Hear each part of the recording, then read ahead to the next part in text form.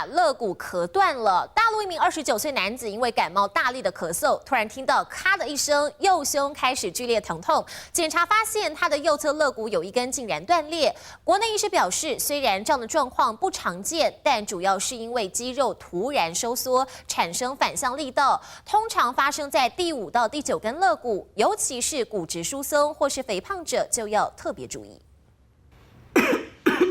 感冒用力咳嗽得小心，因为最近在大陆杭州就有一名29岁的男子感冒咳嗽咳了1个多月，没想到前几天跑步咳嗽后，竟然右胸口剧烈疼痛，检查才发现他的右侧第6根肋骨竟然就这样被咳断了。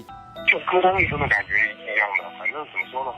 这也不太好描述。的肌肉用力收缩的时候，我们的肋骨被拉扯，那这个力量太大，或者是骨质有疏松，它可能就造成断裂的问题。国内医师表示，这样的状况并不常见，主要是因为在第5到第9根肋骨附近有前锯肌跟腹外斜肌垂直交接，大力咳嗽时，当下两边肌肉会收缩，产生反向的拉力。如果肋骨不够坚固，就可能因此骨折，产生裂缝。这样的情况通常发生在40到60岁的中老年人，尤其是女性，或是骨质疏松的患者跟肥胖的人身上。如果要预防这样的事情，这时候我们可以利用手